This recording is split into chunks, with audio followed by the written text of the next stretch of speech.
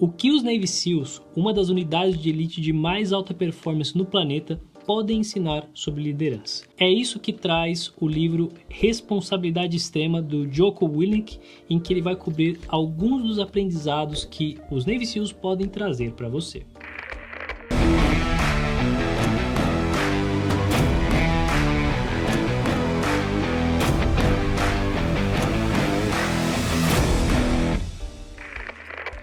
Existem poucos contextos em que você tem tanto risco quanto numa guerra, quando uma decisão errada pode custar a vida de um monte de gente. Então, é natural que unidades de elite como os Navy SEALs tenham aprimorado e muito a liderança para garantir que cenários negativos não ocorram.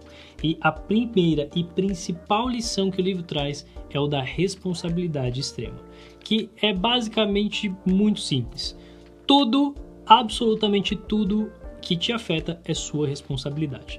Então, se deu errado com o seu time, o que quer que seja, a responsabilidade é sua, simples assim. Se o seu chefe é um cavalo animal, um idiota que te trata que nem lixo, a responsabilidade de resolver este troço é sua, porque você não se comunica com ele de maneira adequada, porque você não consegue oferecer o que ele está te pedindo, porque você não consegue baixar o nível de agressividade na sua interação, seja lá o que for. O ponto é, você precisa assumir uma responsabilidade extrema sobre tudo o que acontece. Porque se você não fizer isso, se você jogar a culpa para fora quando alguma coisa dá errado, especialmente num cargo de liderança, o que acontece é que as pessoas embaixo de você vão emular o mesmo comportamento.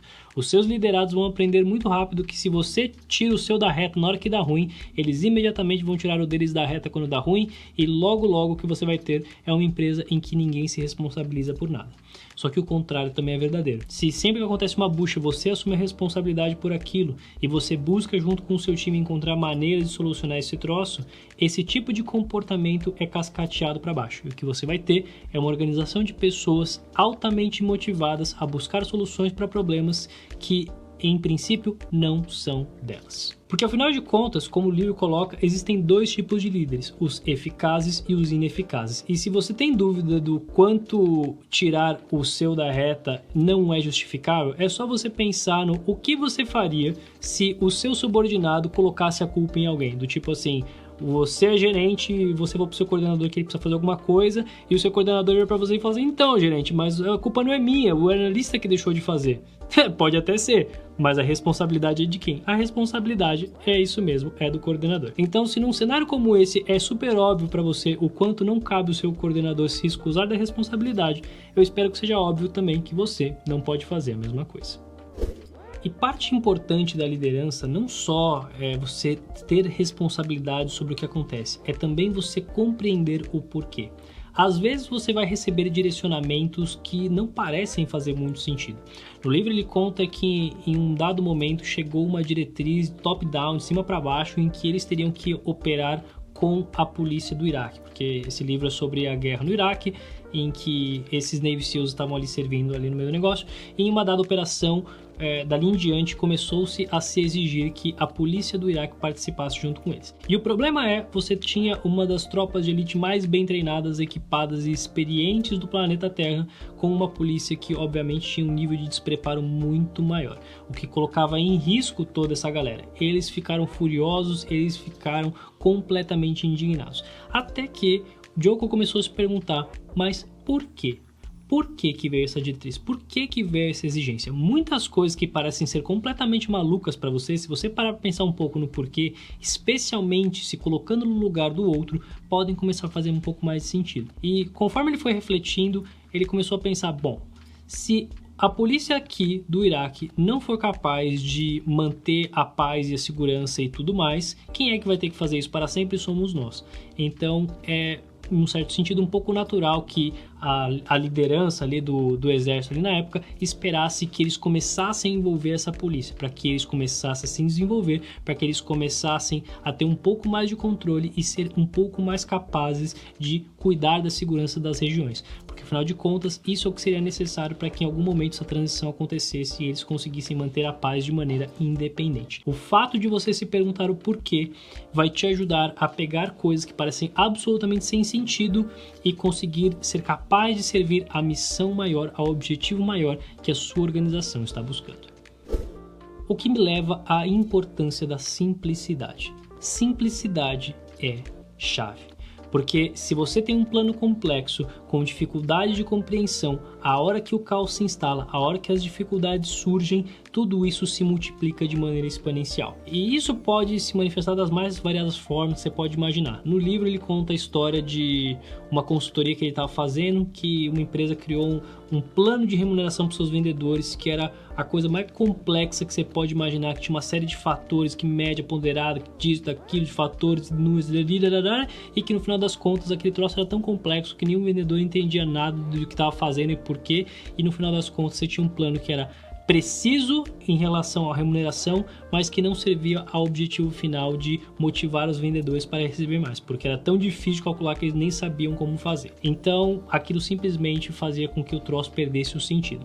A simplicidade foi necessária para o negócio fazer funcionar. Eles simplificaram todo o processo, colocaram poucas variáveis e com isso um plano extremamente similar conseguiu ter muito sucesso. Se você está colocando complexidade demais na sua organização, é provável que quando as coisas não saem como planejado, e inevitavelmente elas saem, tudo aquilo piore de maneira grotesca. O que me leva ao quarto elemento, que é a importância de você priorizar e executar.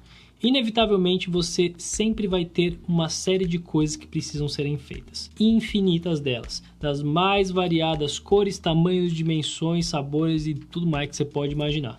E o ponto é, não dá para fazer tudo ao mesmo tempo. No cenário de guerra isso é muito claro, você sempre vai ter uma série de ameaças, possibilidades, variáveis e problemas. Se você não for capaz de parar, respirar, escolher qual é a prioridade máxima e decidir agir, chances são as coisas vão acabar muito mal.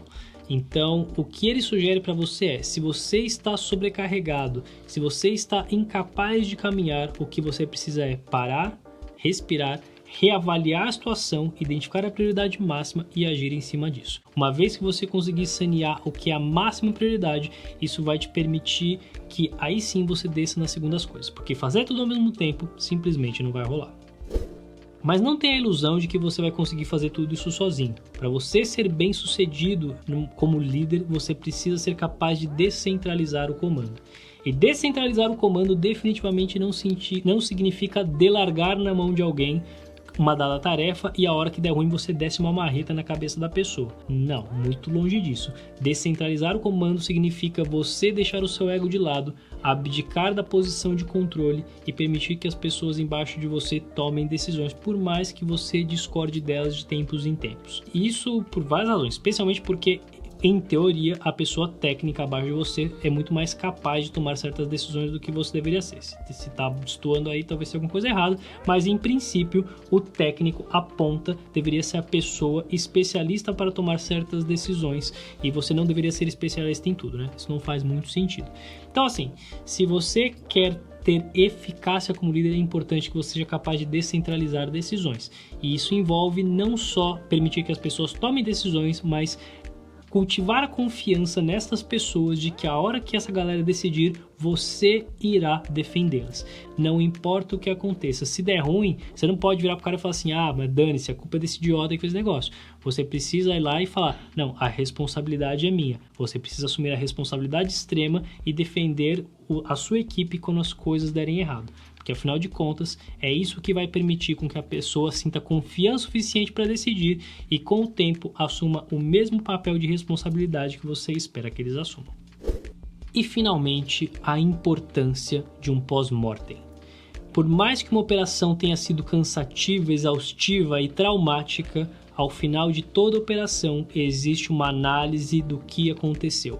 O que deu certo, o que não deu certo, como nós podemos melhorar, quais foram os elementos que contribuíram para tudo isso. Esse tipo de coisa é o que transforma experiências traumáticas ou experiências mal sucedidas em aprendizados gigantes. Se você não parar para analisar o que você fez, tendo sucesso ou não, você provavelmente vai ser incapaz de aprender tanto quanto possível. E o que a experiência deles nos mostram é, por mais cansados, por mais difícil, por mais tudo, essa análise precisa acontecer, porque é isso que permite que nós cresçamos como organização, que nós cresçamos como equipe e que nós sejamos cada dia um pouquinho melhores. Para mim, os Navy SEALs têm muito a ensinar. E se você compartilhar essa visão, talvez você goste muito de saber um pouco sobre a vida do David Goggins, que é um dos caras mais casca-grossas que existem por aí.